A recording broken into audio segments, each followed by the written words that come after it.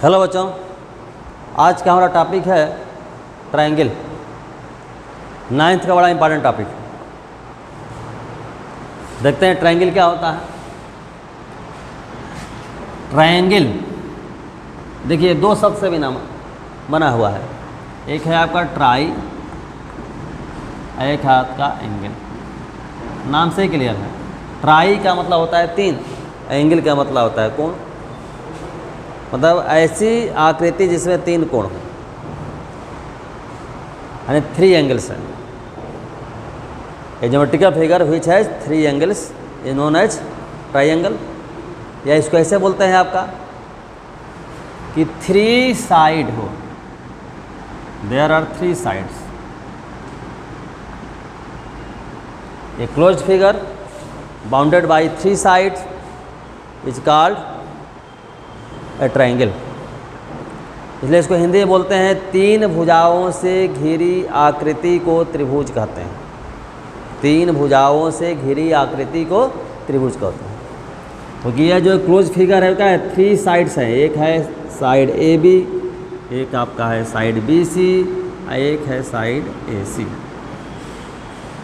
ठीक है। ट्रायंगल जब भी दिमाग में आए, triangle means A closed figure bounded by 3 sides.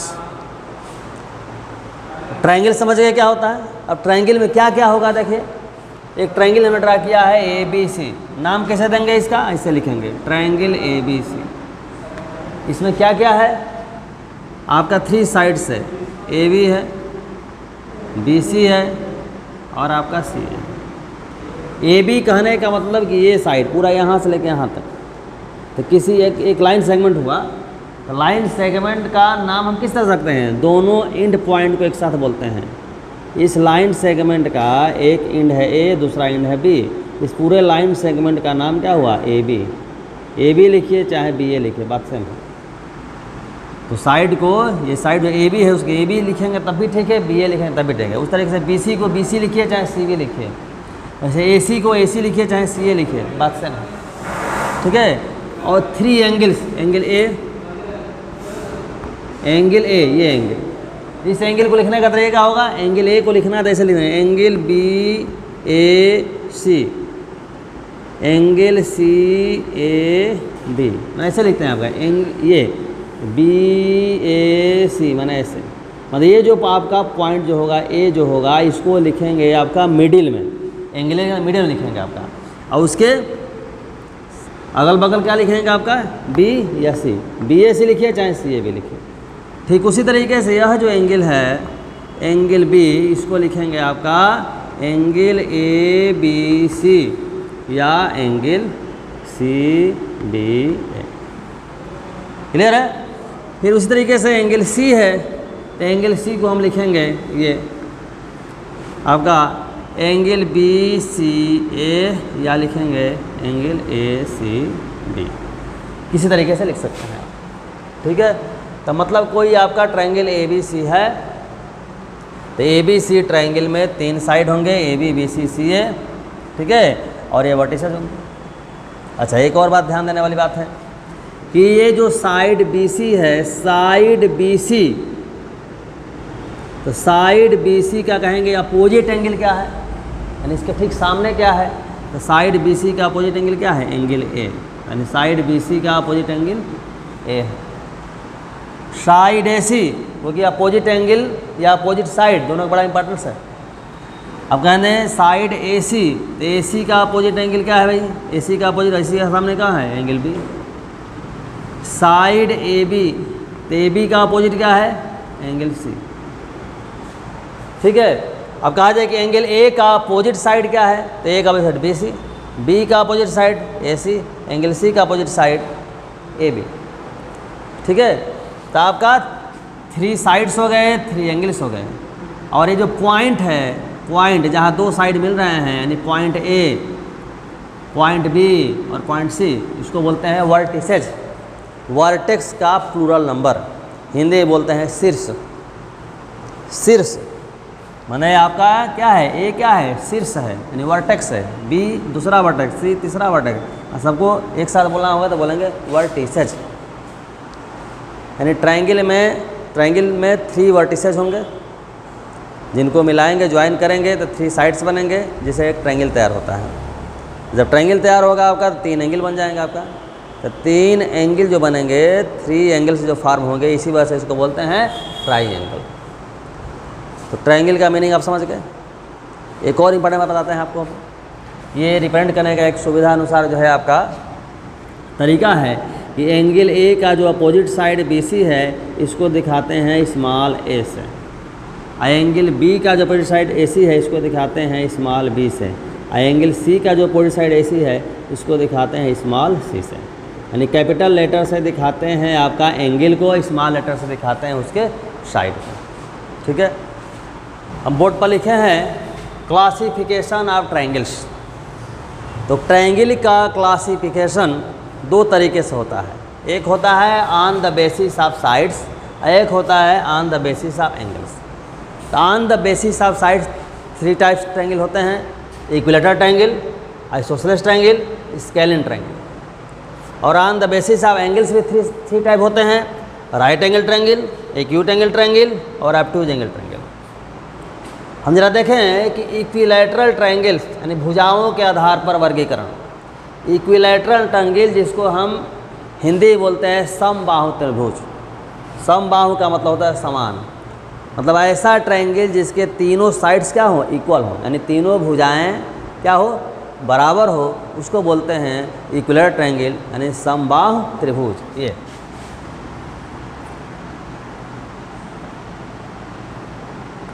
और ट्रायंगल में सबसे अच्छी बात है कि ये तीनों साइड तो इक्वल है। इक्वल साइड का जो अपोजिट एंगल होता है वो भी इक्वल होता है। मतलब ये हुआ है कि BC का अपोजिट एंगल आपका A है, AC का अपोजिट एंगल B है और AB का अपोजिट एंगल C है। तो 3 साइड्स अगर इक्वल हैं तो 3 एंगल्स भी इक्वल होंगे, अर्थात A = B = C। ध्यान दीजिएगा, जैसे एंगल A है, एंगल A को ऐसे बोले थे लिखने के लिए, ऐसे चाहे आपका BAC, सीधे आप कैपिटल लेटर से भी लिख सकते हैं। कंफ्यूज मत होइएगा, कोई कैपिटल लेटर से हम बताए हैं वर्टिस से लिखने के लिए, एंगल भी लिखते हैं, ठीक है ना। तो A B C क्या है, इक्वल होंगे। मान लिया कि x का इक्वल है, x डिग्री है, ठीक है। अब हम जानते हैं कि किसी भी ट्रायंगल के तीनों एंगल का सम होता है कितना, 180 डिग्री, अर्थात A + B + C क्या हो जाएगा, 180 degree. This implies that x degree plus x degree plus x degree = 180 degree. This implies that 3x = 180। This implies that x = 60। भाई डिग्री दोनों तरफ है, डिग्री यहाँ नहीं लिखे हैं, x की वैल्यू को निकालें 60, यानी A = क्या होगा 60 degree, B = 60 degree, C = 60 degree. यानी आपका ये निष्कर्ष निकला कि जब इक्विलैटरल ट्रायंगल होगा तो तीनों एंगल क्या हो जाएंगे, 60 डिग्री के होंगे। ये फिक्स है, मेजरमेंट फिक्स नहीं होगा साइड्स का। क्यों? कोई साइड हो सकता है कि साइड का लेंथ जो है आपका ये 5 cm, 5 cm, 5 cm ये हो सकता है, 10 cm, 10 cm, 10 cm, 1 cm, 1 cm, कुछ भी लेंथ हो सकता है ना। लेंथ जो है कुछ भी हो सकता है, बस शर्त क्या है कि तीनों लेंथ इक्वल होंगे। क्लियर हो गया? ठीक उसी प्रकार से आइसोसेलेस ट्रायंगल जिसको हिंदी बोलते हैं समद्विबाहु त्रिभुज, मतलब ऐसा ट्रायंगल जिसमें 2 साइड इक्वल हों। ऐसा ट्रायंगल जिसमें 2 साइड इक्वल हों उसको बोलते हैं आइसोसेलेस ट्रायंगल। ठीक है, ऐसा समझिए, जैसे ये है A B C, मान लीजिए ये साइड और ये साइड इक्वल है। ये साइड जो है BC इसके इक्वल नहीं है, ठीक ना। ये साइड मतलब कहने का AB साइड की बात कर रहे हैं, ठीक ना। ये ऐसे सिंबल दे देते हैं आपका दिखाने के लिए कि ये और ये आपका इक्वल है, ठीक है।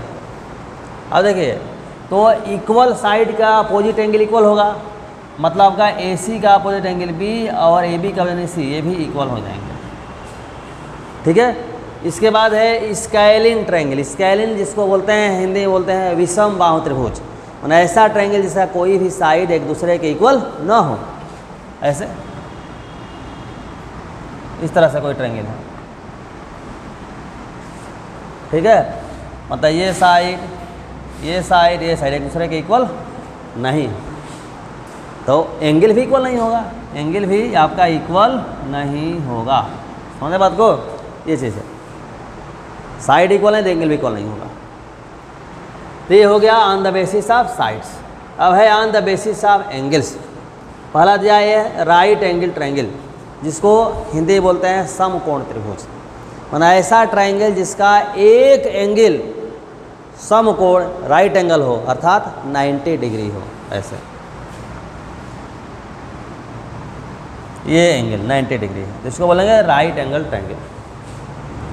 अब आपके दिमाग में क्वेश्चन आ सकता है कि क्या दो एंगल भी राइट एंगल हो सकता है क्या? हमने बोला कि किसी ट्रायंगल में एक एंगल अगर राइट एंगल है यानी 90 डिग्री है तो बोलेंगे राइट एंगल ट्रायंगल। क्या दो भी हो सकता है क्या? जैसा कि ट्रायंगल की प्रॉपर्टी में जानते हैं कि ट्रायंगल के तीनों एंगल का सम होता है 180 डिग्री। अगर मान लिया जाए कि दो ही एंगल जो है 90 जो है, दो एंगल 90 हो जाए तो दो एंगल का सम हो गया कितना? 180। तो थर्ड कहाँ गया? या कोई कहे कि तीनों एंगल 90 होगा तो भाई ऐड करेंगे तो 90 270 हो जाएगा, तो संभव नहीं है। मतलब क्या हुआ कि एक ही एंगल 90 डिग्री हो सकता है, बाकी के जो दो एंगल होंगे वो क्या होंगे? एक्यूट होंगे। एक्यूट मीन्स क्या होगा? 90 डिग्री से कम। 0 डिग्री और 90 डिग्री के बीच जो ही वैल्यूज होती है उसको एक्यूट एंगल बोलते हैं। अब है एक्यूट एंगल ट्रायंगल, जिसको बोलते हैं हिंदी में न्यून कोण त्रिभुज। न्यून माने छोटा, मतलब ऐसा ट्रायंगल जिसका तीनों एंगल क्या हो? 90 डिग्री से कम हो और 0 डिग्री से बड़ा हो, उसको बोलते हैं एक्यूट एंगल ट्रायंगल। देख के भी आप पहचान सकते हैं ये एक्यूट एंगल ट्रायंगल है। ये जो तीन एंगल है आपका, तीनों एंगल 90 से कम है, 90 से कम है। इसके बाद ऑब्ट्यूज एंगल ट्रायंगल, जिसको हिंदी में बोलते हैं अधिक कोण त्रिभुज। अधिक माने ज़्यादा, माने 90 से ज़्यादा जिसकी वैल्यू है, यानी ऐसा ट्रायंगल जिसका एक एंगल 90 से ज़्यादा हो लेकिन 180 से कम हो, उसको बोलते हैं ऑब्ट्यूज एंगल ट्रायंगल। यहाँ भी कंसेप्ट वैसे ही देंगे कि दो एंगल ऑब्ट्यूज नहीं हो सकता, कि दो एंगल जब ऑब्ट्यूज होगा तो उसका सम क्या हो जाएगा? 180 से ज़्यादा हो जाएगा। दो ही का सम 180 से ज़्यादा हो जाएगा, जबकि तीनों का सम 180 होना चाहिए। इसलिए एक एंगल ही हो सकता है।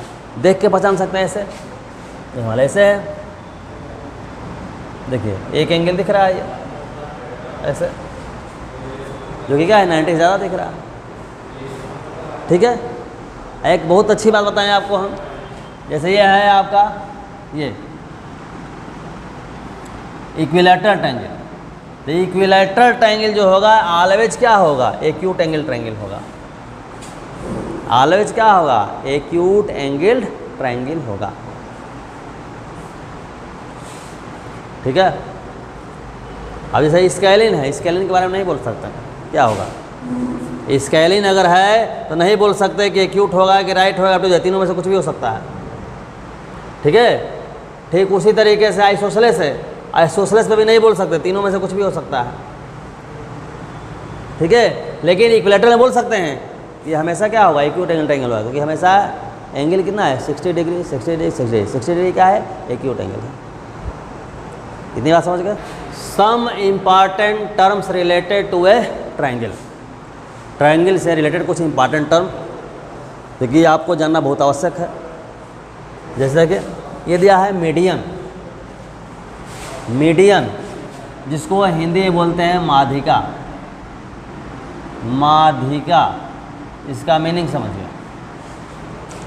किसी वर्टेक्स को, ट्रायंगल के किसी वर्टेक्स को उसके अपोजिट साइड के मिड पॉइंट से जब मिलाते हैं तो उस लाइन सेगमेंट को हम बोलते हैं median.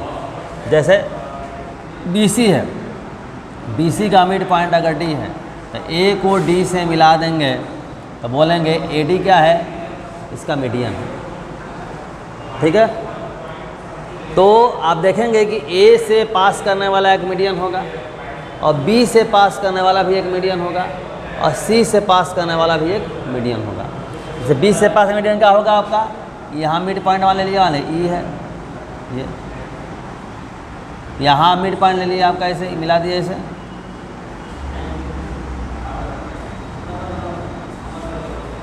There are 3 medians can be drawn of a triangle. अब सबसे इम्पॉर्टेंट बात आपकी ये होगी कि जो तीनों जो मीडियन होगा वो एक ही पॉइंट हो जाएगा, यानी कनकरेंट होगा। ये देखिए हम ये बता रहे हैं कि जो मीडियन जो हम ड्रा करेंगे, तीनों मीडियन कनकरेंट हो एक पॉइंट से पास करेगा, और जिस पॉइंट पर तीनों मीडियन मिलता है उस पॉइंट को हम बोलते हैं सेंट्रायड, जिसको रिप्रेजेंट करते हैं जी से, सेंट्रायड ये लिखा हुआ है, ठीक ना, यानी इसका गुरुत्व केंद्र है। अब घर पर प्रैक्टिकल कर सकते हैं, कोई कार्डबोर्ड ले लीजिए, ट्रायंगुलर शेप में उसको काट लेंगे और उसका 3 मीडियन ड्रा करिए, ठीक है। मीडियन ड्रा कर जहाँ जिस पॉइंट पर कट करे उस पॉइंट पर जो है आप क्या करेंगे, छेद कर दीजिए और धागा बांध के एक तरफ गांठ दे दीजिए, उसको लटकाएंगे एकदम बराबर लटकेगा। तो वहीं आपका जो है क्या है, वो सेंट्रायड है, यानी वहीं आपका सारा जो फोर्स होगा, सारा जो वेट होगा वहीं पर काम करेगा, ठीक। यानी कहा जाए कि व्हाट इज सेंट्रायड, तो क्या बोलेंगे, point of intersection of median is defined as centroid, ठीक है। सेंट्रायड का एक्चुअल में काम क्या है आपका, जहाँ बॉडी का पूरा वेट जो है काम करता है, मासा सेंटर ऑफ मास भी वहीं होता है, जो फिजिक्स वगैरह में पढ़ेंगे आप लोग। देखिए अब अगला है पॉइंट आपका एल्टीट्यूड, 2 पॉइंट जान गए। एल्टीट्यूड, एल्टीट्यूड क्या होता है, कोई ट्रायंगल है, ठीक है, तो किसी वर्टेक्स से अपोजिट साइड पर जब हम डालते हैं परपेंडिकुलर, अपोजिट साइड पर जब डालते हैं परपेंडिकुलर, तो उसको बोलते हैं एल्टीट्यूड, एल्टीट्यूड, जिसको हिंदी में बोलते हैं शीर्ष लंब, क्योंकि शीर्ष से जो है लंब डाल रहे हैं। तो यहाँ भी आपका 3 एल्टीट्यूड ड्रा कर सकते हैं, यहाँ से इधर इस पर डालें एल्टीट्यूड, यहाँ से इस पर डालें एल्टीट्यूड,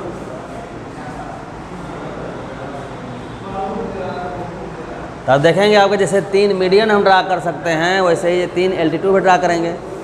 जैसे यहाँ था कि तीनों मीडियन एक पॉइंट पर कट करता है, उस तरह से तीनों एल्टीट्यूड भी एक पॉइंट पर कट करता है, ठीक है, जिसे हम बोलते हैं लंब केंद्र, यानी आर्थो सेंटर। ये आर्थो सेंटर, समझ गए बात को, मतलब क्या हुआ आपका, meeting point of altitudes of a triangle is defined as orthocentre, या meeting point of altitudes is defined as orthocentre. अब देखिए इसके बाद क्या है, एंगल बाइसेक्टर, एंगल बाइसेक्टर। देखिए जैसे ये ट्रायंगल है, ये एंगल है, ये इसका बाइसेक्टर हमने ड्रा किया। बाइसेक्टर ड्रा करने का क्या हुआ आपका, 2 इक्वल बने, ये और ये दोनों इक्वल हो गया। बी का बाइसेक्टर हमने ड्रा किया, ये और ये। सी का बाइसेक्टर हमने ड्रा किया, ये और ये दोनों इक्वल होंगे, ये बाइसेक्टर का मतलब ये हुआ। एंगल बाइसेक्टर समझ गए, तो एंगल बाइसेक्टर भी कनकरेंट होगा, एक पॉइंट पर कट करेगा, और जिस पॉइंट पर कट करेगा उस पॉइंट को बोलेंगे इन सेंटर, उस पॉइंट को क्या बोलते हैं, इन सेंटर, जिसको आई से रिप्रेजेंट करते हैं। अब आप सोच रहे हो इन सेंटर एक्चुअल में है क्या, तो देखिए कोई आपका ट्रायंगल है,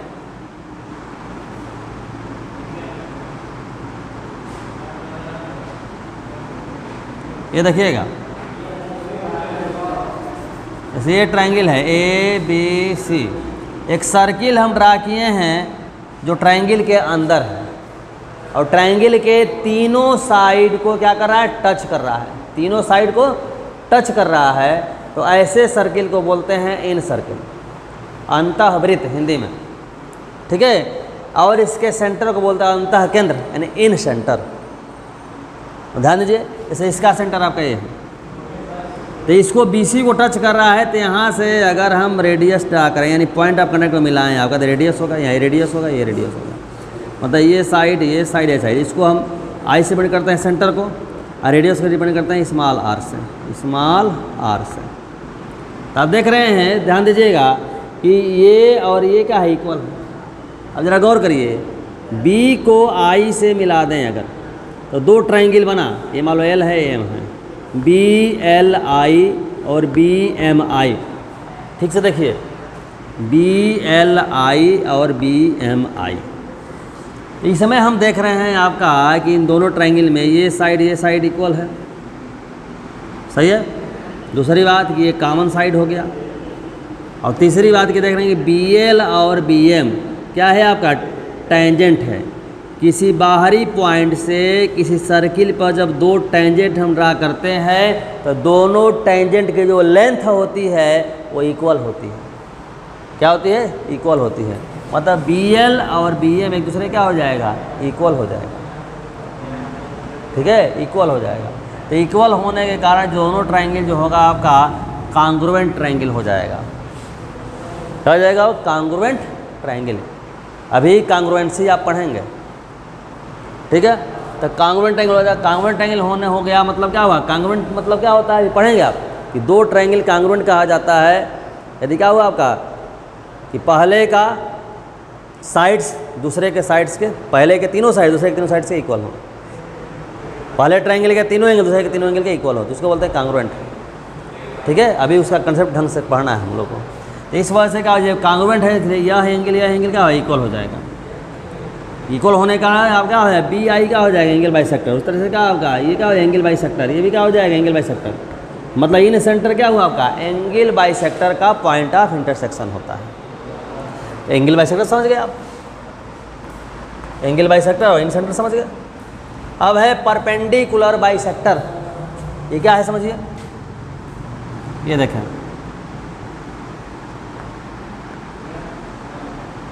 परपेंडिकुलर बाइसेक्टर का मीनिंग समझिएगा। जैसे आपका BC है साइड, BC का मिड पॉइंट आपका D है, तो D पॉइंट पर हमने परपेंडिकुलर ड्रा किया, इसको बोलते हैं परपेंडिकुलर बाइसेक्टर। ऐसे ही आपके यहाँ ड्रा करिए परपेंडिकुलर बाइसेक्टर, ऐसे ही यहाँ ड्रा करिए परपेंडिकुलर बाइसेक्टर। ठीक है, तो यहाँ भी क्या होगा कि तीनों जो परपेंडिकुलर बाइसेक्टर जो ड्रा करेंगे हम वो एक पॉइंट पर जाके मिलेंगे। उस पॉइंट को बोलते हैं सरकम सेंटर। सरकम सेंटर यानी परिकेंद्र। इसका मीनिंग क्या हुआ? ऐसा है कि कोई आपका हमने ये ट्रायंगल है, ऐसा है कोई सर्किल ड्रा करे जो इसके तीनों वर्टिसेस से पास करे, तीनों वर्टिसेस से पास करता हो, ढंग से ड्रा कर लीजिएगा। तो ऐसे सर्किल को बोलते हैं आपका सरकम सर्किल और उसके सेंटर को बोलते हैं सरकम सेंटर। ठीक है, अब ध्यान दीजिएगा। देखिए इसका, देखिए इसको अलग से यहाँ समझाते हैं आपको हम।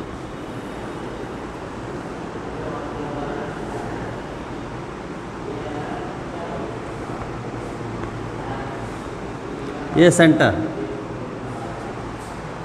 अब देखिए यहाँ से इसको हम ड्रा करें, ऐसे मिलाएं, ऐसे मिलाएं, ओ से रिबन करते हैं, तो आप देखेंगे कि ये आपका OB, OA और OC क्या है? रेडियस है सर्किल का, इसलिए तीनों इक्वल होंगे। आज सर्किल का जो रेडियस है उसको दिखाते हैं कैपिटल R से, कैपिटल R से। तो जो सरकम सर्किल है उसके रेडियस को दिखाते हैं, यानी सरकम रेडियस इसको बोलते हैं कैपिटल R से। यहाँ इन रेडियस बताए थे अभी, इसको हम दिखाते हैं आपका स्मॉल r से। इन रेडियस को स्मॉल r से और सर्कम रेडियस को कैपिटल R से दिखाते हैं। ठीक, अब देखिए ये इक्वल है। ऐसा करें कि यहाँ से इस पर ये देखो, ध्यान देना, OBC आइसोसेलेस ट्रायंगल है। क्या है? Isosceles triangle. कैसे? तो क्या होगा? OB और OC आपस में क्या है? इक्वल है। क्या करें कि O से इस पर अगर हम परपेंडिकुलर डाल दें, परपेंडिकुलर डाल दें ऐसे, ठीक है, तब पर आइसोसेलेस ट्रायंगल से परपेंडिकुलर डालते हैं, अभी कॉन्ग्रुएंसी में पढ़ेंगे आप देखेंगे कि यह जो है इस BC को दो इक्वल पार्ट में बांटता है, यानी ये पार्ट और ये पार्ट इक्वल हो जाएंगे। ये आपका कॉमन हो गया।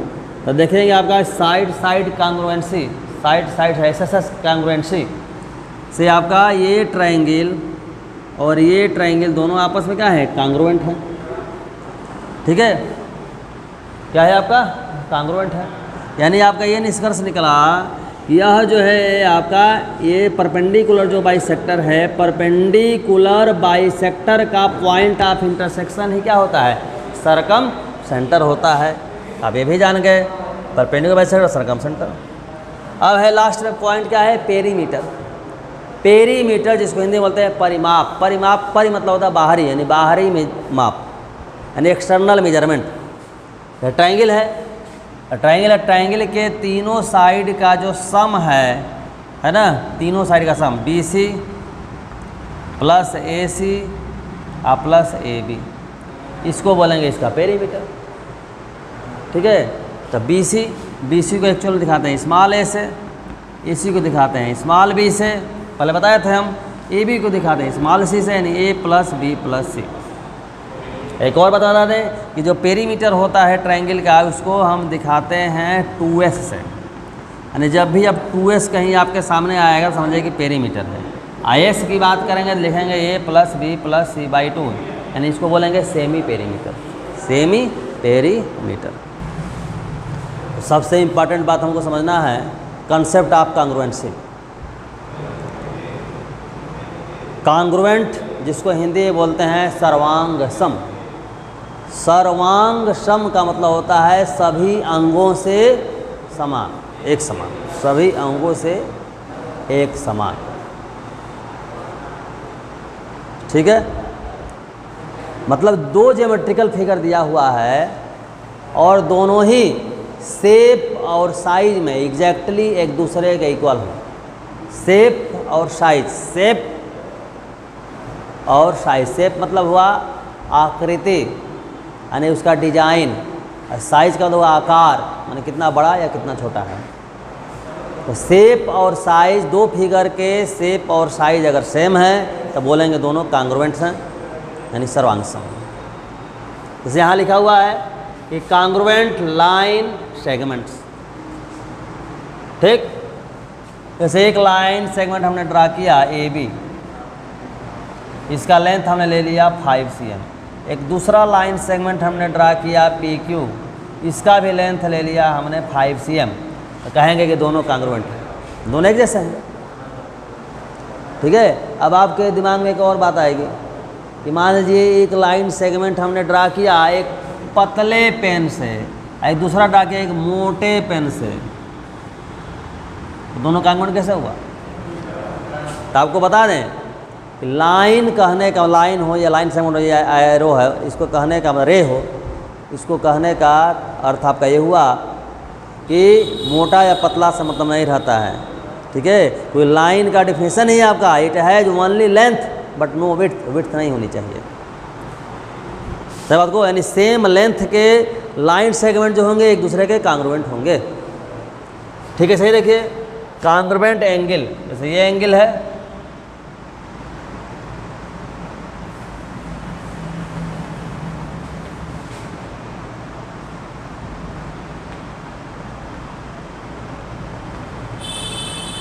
एंगल AOB, ये एंगल, और एंगल PRQ, ये दोनों कांग्रुएंट कब होंगे? जब ये दोनों एंगल एक दूसरे इक्वल हो, यानी ये थीटा हो, ये आपका थीटा हो। एक बात बता दें हम आपको कि इसका मतलब ये नहीं होगा ये इक्वल होना चाहिए। जो कार्नर जो बन रहा है, कार्नर, इस कार्नर को इस कार्नर पर रखेंगे तो ये दूसरे ढक लेगा, या इसको इस पर एक दूसरे को कवर कर लेगा। ठीक है, ये जो आपका ये जो रे जो ड्रा किए हैं, रे ये नहीं कि रे का लेंथ मिलाने लगेंगे, क्योंकि यहाँ रे जो ड्रा करते हैं, जो आर्म है इसका, उसको क्या है आपके यहाँ एरो लगाएं। एरो लगाने का मतलब इट हैज इनफाइनाइट लेंथ। ठीक ना, ये नहीं कि आपका ये हम ड्रा करें 4 cm या 5 cm तो कहेंगे इक्वल नहीं है, केवल हमें कार्नर यहाँ मिलाना है। बात समझ गए? तो ये हुआ आपका कांग्रुएंट एंगल। जैसे मान लो ये 30 डिग्री है, अभी 30 डिग्री है, तो कहेंगे आपका दोनों क्या है? कांग्रुएंट एंगल है। ठीक, देखिए आपका कांग्रुएंट सर्कल्स, जैसे ये सर्कल है, इसका रेडियस मान लिया 2 cm है। एक और सर्कल ड्रा किया, इसका रेडियस क्या है आपका 2 सेंटीमीटर है, तो दोनों कांग्रुएंट कहे जाएंगे। इस सर्कल को उठाकर इस पर रखिए, इसको उठाकर इस पर रखिए, दोनों क्या है वही कहेंगे। ठीक है, जैसे कांग्रुएंट फिगर, जैसे मान लीजिए 10-10 का 2 नोट ले लिए, और दोनों ही नोट या तो नए ज़माने वाले हो या तो पुराने ज़माने वाले हो, तो क्या हो जाएंगे आपके? दोनों कांग्रुएंट होंगे। या 1-1 रुपये का 2 सिक्का ले लीजिए, एक ही तरह का जो जिस पर डिजाइन है, वो दोनों कांग्रुएंट होंगे। ठीक है, अब देखिए कांग्रुएंट स्क्वायर, स्क्वायर एक ले लिया हमने, तो कांग्रुएंट स्क्वायर कब कहे जाएंगे? जब इनका लेंथ सेम हो। जैसे ये आपका है 3 cm, ये भी होगा 3 cm, 3 3 3 3 3 3, यानी सेम साइड का अगर स्क्वायर है, सेम साइड लेंथ अगर सेम हो तो कहेंगे कांग्रुएंट। लिखे हैं कांग्रुएंट ट्रायंगल्स, यहाँ दो ट्रायंगल का फिगर है ए बी सी और पी क्यू आर। अब देखिए इस ट्रायंगल को अगर उठा के इस पर रखा जाए, बोर्ड पर से नहीं उठा सकते हैं, जैसे मान लीजिए कागज़ बनाए हैं, कागज़ को फाड़ें और इस पर रखें तो इसको ढक लेगा, या इस कागज़ को फाड़ें और इस पर रखें तो ढक लेगा, एक दूसरे को कवर कर लिया एग्जैक्टली, तो बोलेंगे आपका दोनों कांग्रुएंट है। ठीक है, मतलब ध्यान दीजिएगा, ए जो वर्टेक्स है वह पी वर्टेक्स से ढक गया, क्यू बी से और सी आर से। तो बोलेंगे आपका ऐसे ए ट्रायंगल ए बी सी और ट्रायंगल पी क्यू आर एक दूसरे को कवर कर लेंगे एक के ऊपर एक रखने पर, यानी ए पी के साथ, बी क्यू के साथ और सी आर के साथ। तो लिखेंगे ऐसे, इसको पता है ए करेस्पॉन्ड्स टू पी, यानी हिंदी बोलेंगे ए और पी एक दूसरे के संगत हैं। संगत मतलब साथ साथ एक दूसरे के साथ रहेंगे, मिलेंगे एक दूसरे को। यानी ए का कंपेयर किससे करेंगे? पी से करेंगे। बी का कंपेयर किससे करेंगे? क्यू से करेंगे। और सी का कंपेयर किससे करेंगे? आर से करेंगे। यदि ऐसा है तो हम लिखेंगे ऐसे कि ट्रायंगल ए बी सी,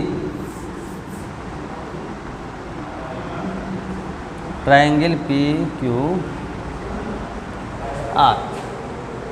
यहाँ ध्यान देने वाली बात रही, सबसे इम्पॉर्टेंट बात, यहाँ लिखे ए बी सी, तो ए लिखे हैं पहले, तो ए का जो करेस्पॉन्डिंग होगा पी, ये आपका पहले पी लिखाएगा।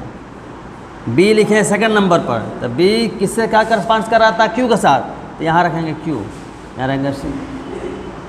इसी को ऐसे लिख सकते हैं, ट्रायंगल ए सी बी अगर लिख दें हम, यहाँ लिखना पड़ेगा पी आर क्यू।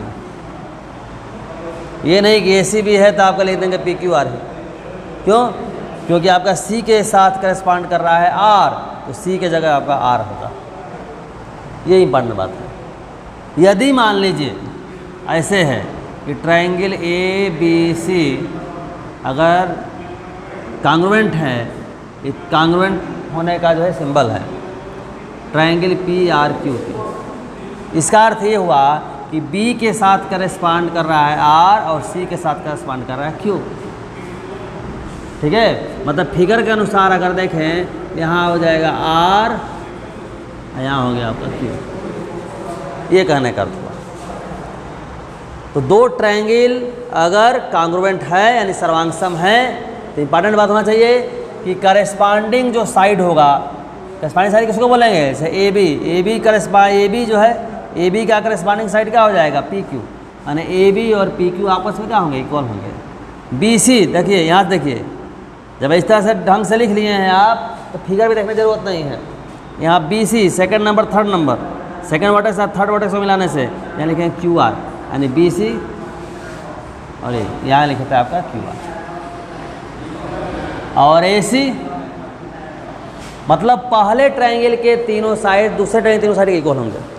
दूसरी बात कि पहले ट्रायंगल के तीनों एंगल, यानी angle A, angle P, angle B और एंगल क्यू, एंगल सी और एंगल आर, इसे इक्वल होंगे। मतलब दो ट्रायंगल अगर कांग्रुएंट होंगे तो पहले ट्रायंगल के तीनों साइड दूसरे के तीनों साइड के इक्वल होंगे, अब पहले ट्रायंगल के तीनों एंगल दूसरे ट्रायंगल के तीनों एंगल के इक्वल होंगे। ये बात दिमाग में बैठा लीजिए। Criteria for congruency of two triangles, ने दो ट्रायंगल अगर कांग्रुएंट है तो उसकी क्या क्राइटेरिया होगी, मतलब क्या तरीका होगा। ठीक है, वो जाना चाहते हैं। इसके लिए आपका 4 क्राइटेरिया है। एक S A S congruency criterion, फिर A S A criterion, A S, S S S और R H S. S A S कहने का मतलब हुआ कि साइड एंगल साइड, यहाँ angle side angle, angle angle side, यहाँ साइड साइड साइड, यहाँ हो गया आपका right angle, hypotenuse and side. ठीक। इंपॉर्टेंट बात आपको बता दें कि ये जो पहला जो आपका लिखा हुआ है SAS कांग्रुएंसी क्राइटेरियन, इसको प्रूव नहीं करना है, यह एक एक्सियम है। एक्सियम इसको बोलते हैं जो अपने आप में प्रूव है, उसको उसकी प्रूफ देने की ज़रूरत नहीं है। मीनिंग समझिए ज़रा सा, देखिए जाए।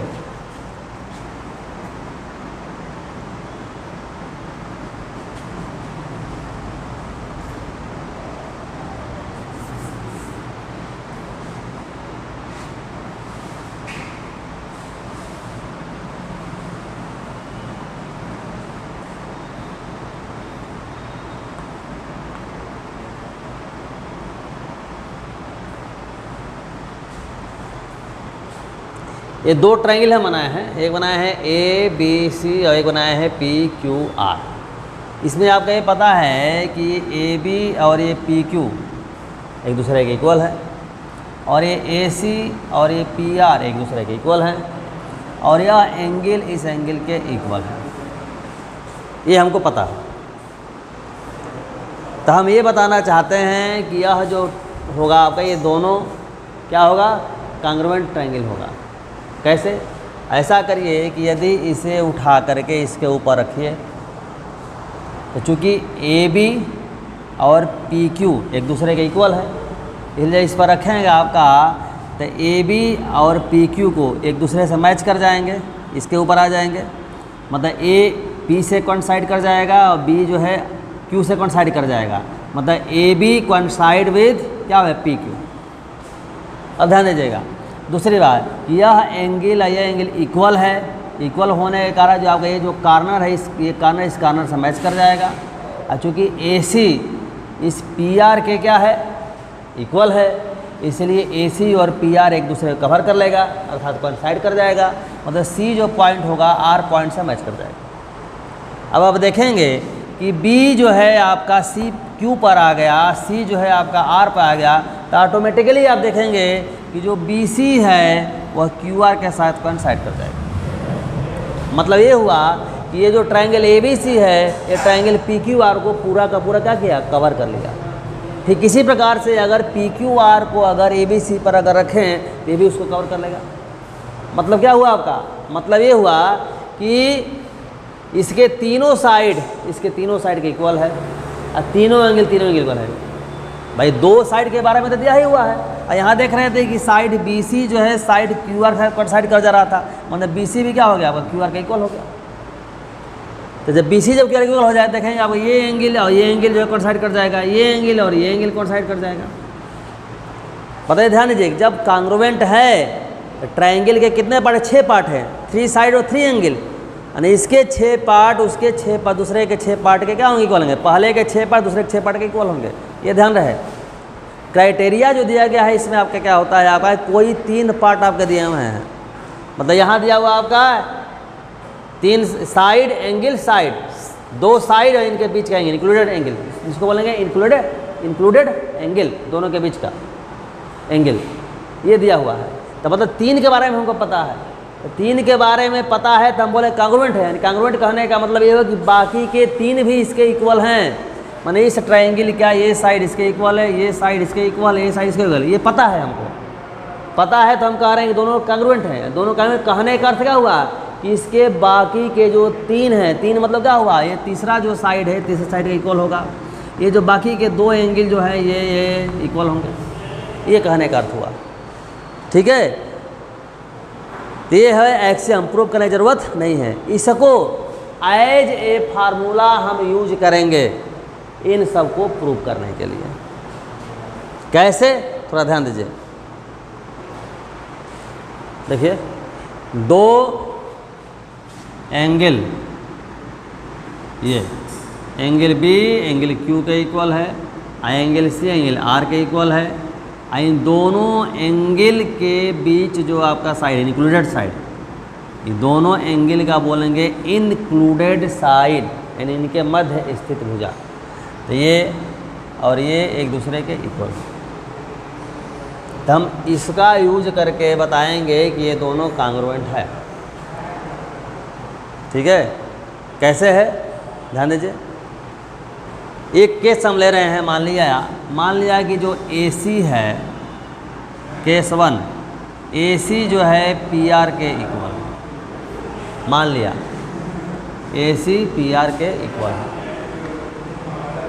अगर इक्वल है तब देखिए ज़रा सा ध्यान दीजिएगा, ये साइड और ये साइड इक्वल है, ये एंगल और ये एंगल इक्वल है, और ये साइड और ये साइड इक्वल हो गया। मतलब क्या हुआ, साइड एंगल साइड, यानी SAS क्राइटेरिया से दोनों क्या हो जाएंगे, कांग्रुएंट हो जाएगा। अभी हम पढ़े हैं कि साइड एंगल साइड है तो क्या हो जाएगा, कांग्रुएंट हो जाएगा। एक्सियम यूज कर दिए, पहला केस। दूसरा केस कि AC इस PR के इक्वल नहीं है, तो नहीं है तो क्या हो सकता है, नहीं है ये हो सकता है कि AC PR से क्या हो, छोटा हो, या क्या हो सकता है AC PR से क्या हो, बड़ा हो। ये बातें हो सकती हैं। मान लिया पहला, ये मान लेते हैं, मान लिया कि AC PR से छोटा, तो PR पर एक पॉइंट हम ले रहे हैं ऐसे, ध्यान दीजिए यहाँ पर मान लीजिए D पॉइंट है, D पॉइंट ऐसा ले रहे हैं कि AC जो है आपका DR के इक्वल है। यहाँ देखिए, यहाँ से मिला दिया, मतलब अब आप देखेंगे, ये देखेंगे कि ट्रायंगल जो ABC होगा ये कांग्रुएंट हो जाएगा किसके, ट्रायंगल DQR के। क्यों हो जाएगा DQR के, क्यों, क्योंकि यह साइड ये साइड इक्वल है, ये एंगल गिवन है, और ये जो साइड है इस साइड के इक्वल है, तो साइड एंगल साइड से दोनों क्या हो, कांग्रुएंट हो गया। और जब दो ट्रायंगल जब कांग्रुएंट हैं तो करेस्पॉन्डिंग एंगल हो चाहे करेस्पॉन्डिंग साइड हो, इक्वल होता ही है। मतलब अब ये हुआ कि एंगल जो आपका ये होगा, एंगल ABC, माने यह है angle ABC is equal to आपका हो जाएगा यह एंगल DQR के।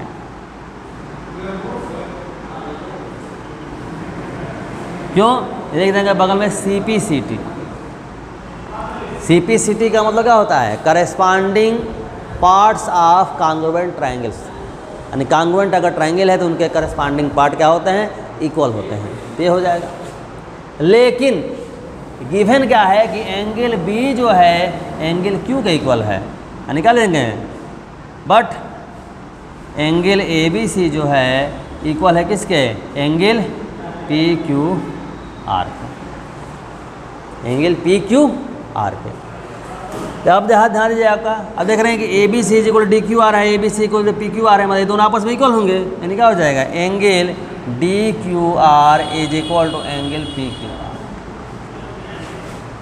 मतलब क्या हुआ आपका, एंगल PQR मतलब ये एंगल DQR मतलब ये एंगल। अब ध्यान दीजिए, ये एंगल और ये एंगल क्या इक्वल हो सकते हैं, क्या दिख तो नहीं रहे हैं, माने अगर ये इक्वल हैं इसका मतलब क्या होगा कि D जो है पॉइंट जो नहीं है यहाँ नहीं होगा, क्या होगा, P पे होगा, यानी D P से कॉन्साइड कर जाएगा, माने ये जो साइड ऐसे है ऐसे ये घूमेगा ऐसे यहाँ तक आ जाएगा, यहाँ पर जब आ जाएगा तभी नहीं इक्वल होंगे, ये एंगल इक्वल हो जाएंगे। तो यहाँ तो देख रहे इतना छोटा है आपका, ये जो आपका ऐसे ऐसे यहाँ बढ़ के यहाँ जब आ जाए आपका तब इक्वल होगा, मतलब D और P क्या कॉन्साइड कर जाएंगे, यानी D कहाँ पहुँच जाएगा, P पर पहुँच जाएगा। इसलिए यहाँ लिख रहे थे आपका कि ABC कांग्रुएंट टू DQR, तो D के जगह क्या आ जाएगा, PQR, जो है प्रूव करना था। ठीक उसी तरीके से अगर AC अगर आपका है कि आपका DR से बड़ा अगर है, आप PR से अगर बड़ा है तो क्या है, इसको प्रोड्यूस करके इधर पॉइंट D ले लेंगे हम, ऐसे ही कर देंगे आपका, इसको उस तरीके से करेंगे, समझ गए। अब देखिए ठीक इसी प्रकार से आप देखेंगे इसमें AS में कोई दिमाग ही नहीं लगाना है, AS समझिए कि AS और ये आपका ASA दोनों सेम है। कैसे सेम है, देखिए दिखाते हैं आपको, देखिए ये ट्रायंगल है और ये आपका ये ट्रायंगल ABCAPQR, AS बोला है मतलब ये एंगल बराबर इसके है, ये एंगल इसके है, A और S मान लो आपका ये साइड इधर इक्वल है ना, मान लिया। ठीक है, तो AS मतलब दो एंगल के बीच का साइड नहीं दिया है। अब आप जानते हैं कि किसी ट्रायंगल के तीनों एंगल का सम होता है 180 डिग्री। तो दो एंगल अगर हमको पता है तो तीसरा ऑटोमेटिक पता हो जाएगा। कैसे? दोनों का सम करिए, 180 से माइनस कर दिए। जैसे मान लीजिए कि ये 30 डिग्री है और ये आपका 40 डिग्री, मान लेते हैं 30 डिग्री और 40 डिग्री, तो दोनों का सम कितना हो जाएगा? दोनों का 30 + 40 क्या हुआ? 70। तो तीसरा क्या हो जाएगा आपका? 180 - 70 110 डिग्री, तो 110 डिग्री हो जाएगा। ये मत कन्फ्यूज हो जाएगा कि ये तो आपका 90 से भी कम है, हमने ऐसे मान के बताया। ठीक है, ये 90 से भी कम है ऐसे, माने दो एंगल का सम जब 180 से माइनस तीसरा एंगल निकल जाएगा। मतलब ये इक्वल इसके है, ये इक्वल इसके है, तो ऑटोमेटिक ये इक्वल इसके हो जाएगा। अब ऐसा जब हो गया तब ट्रायंगल में देखेंगे आपका ये एंगल बराबर ये एंगल, ये साइड बराबर ये साइड, ये एंगल ये साइड, माने एंगल साइड एंगल AS है इससे, AS है इससे, AS ऐसे क्या हो जाएगा? प्रूव किए हम, हो जाएगा कांग्रुएंट। ठीक है, अब है SSS क्राइटेरिया, SSS क्राइटेरिया। तो SSS से मतलब क्या हुआ आपका? कहने का अर्थ हुआ कि इसमें आपका हुआ ये आपका ट्रायंगल है, ठीक, फिर ये आपका ट्रायंगल है ABC और PQR। तो ये साइड इस साइड के इक्वल है, ये साइड इस साइड के इक्वल है, और ये साइड इस साइड। ज़रा देखिएगा, ये ट्रायंगल ABC और ट्रायंगल PQR, हमने दो ट्रायंगल ड्रा किया है। AB = PQ है, AC = PR है, और BC = QR है। SSS क्राइटेरिया को हम बताना चाहते हैं आपको। इसके लिए क्या कर रहे हैं आपका कि एंगल जो B है, इस B के इक्वल यहाँ एक एंगल ड्रा कर रहे हैं, B के इक्वल, इसके इक्वल। एंगल जो C है, एंगल C के इक्वल जो है यहाँ ड्रा कर रहे हैं ऐसे। ठीक, इसका कुछ नाम रख दीजिए, मान S नाम रख देते हैं, S नहीं PQR ST नाम रख देते हैं। ठीक है, अब ये देखेंगे आपका कि ट्रायंगल जो ABC है और ट्रायंगल आपका जो है TQR है, दोनों कांग्रुएंट हो गए, दोनों कांग्रुएंट हो गए। अब कांग्रुएंट कैसे हो गए? इधर ध्यान देने की बात है। कांग्रुएंट कैसे हो गए? इसलिए कांग्रुएंट हो गए आपके क्योंकि आपका जो है देखिए, ये एंगल इक्वल टू ये एंगल, ये एंगल इक्वल टू ये एंगल, ये साइड इक्वल टू ये साइड, यानी ASA क्राइटेरिया से कांग्रुएंट हो गए। और जब ये इससे कांग्रुएंट हो गए, इसका मतलब यह जो एंगल है और ये जो एंगल है एक दूसरे क्या हो जाएगा? इक्वल हो जाएगा। इतना तक कोई दिक्कत नहीं। ठीक है, अब ये क्या करते हैं, ये PT को हम मिला दे रहे हैं। हमने PT को मिला दिया, PT को मिला दिया। ठीक है, अब इसमें आप देख रहे हैं आपका कि ABC में AB जो इक्वल था किसके था? आपका PQ के था। अभी जो कांग्रुएंट प्रूफ किए हैं, AB इक्वल किसके हो गया? इसके हो गया। आइए इस इक्वल किसके हो गया? इसके हो गया। तब देखिए आपका ये जो आपका ट्रायंगल है PQT जो ट्रायंगल बना, इसमें ये साइड और ये साइड इक्वल है। और एक चीज़ आप जानते हैं कि किसी ट्रायंगल में दो साइड जब इक्वल हैं तो उनका अपोजिट एंगल इक्वल होता है। मतलब ये हुआ कि इस साइड का अपोजिट एंगल आपका ये होगा और इस साइड का अपोजिट एंगल आपका ये होगा, तो ये दोनों आपस में इक्वल होंगे। ठीक इसी प्रकार से ये जो ट्रायंगल लेंगे, इस ट्रायंगल में ये साइड और ये साइड आपका इक्वल है, तो आप देखेंगे यह जो एंगल होगा ये और ये जो एंगल होगा ये दोनों आपस में क्या होगा? इक्वल होगा। अब ध्यान दीजिए, ये इसके इक्वल है, ये इसके इक्वल है, इन दोनों का जब हम सम कर देंगे यानी यह एंगल ये एंगल का आपस में इक्वल हो जाएगा। अब आपस में इक्वल होगा तो सब कहानी आपके यहाँ साफ हो गई। क्यों? क्योंकि अब ये देखो, अब ये ट्रायंगल और ये ट्रायंगल में अब देखेंगे ये साइड इसके इक्वल है, ये साइड इसके इक्वल है, ये एंगल इसके इक्वल है, तो side angle side angle side से दोनों क्या हो जाएगा, कांग्रुएंट हो जाएगा। अभी देखें कि आई इसके कांग्रुएंट आपका ये है, आई इसके कांग्रुएंट भी ये आपका ये है, तो ये दोनों आपस में क्या कांग्रुएंट हो जाएगा। एसएस क्राइटेरिया समझ गए? ठीक इसी प्रकार इसे आप प्रूव, इसका मीनिंग पहले समझा देते हैं केवल आपको। आरएचएस का मीनिंग आपका है 2 राइट एंगल ट्रायंगल है, तो ये तो राइट एंगल है होगा ही, इसका हाइपोटेनस इक्वल है और एक साइड को इक्वल है। ठीक है, अगर ऐसा है तो ये जो होगा आपका क्या हो जाएगा, कांग्रुएंट होगा। कैसे? जैसे पाइथागोरस थ्योरम हम जानते हैं, तो पाइथागोरस थ्योरम से आपका 2 साइड पाता है, तीसरा निकाल लेंगे। ठीक है, तो एसएस क्राइटेरिया हो जाएगी, एसएस क्राइटेरिया से दोनों आपको इक्वल हो जाएगा। इतनी बात समझ गए?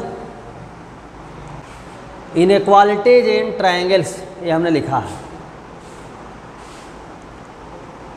अब इसको थोड़ा सा एक बार ध्यान से देखिए, सब अपने आप याद हो जाएगा।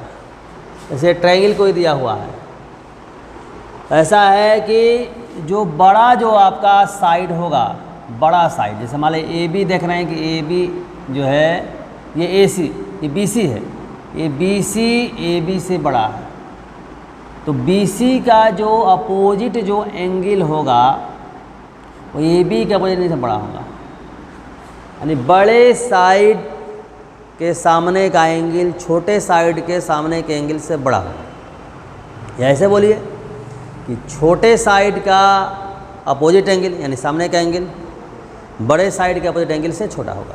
देखिए A B is less than B C, यानी ए बी बी सी से छोटा है, तो imply that C is less than A, माने ए बी का अपोजिट एंगल होगा सी, जो छोटा होगा कैसे है आपका बी सी का अपोजिट एंगल ए सी।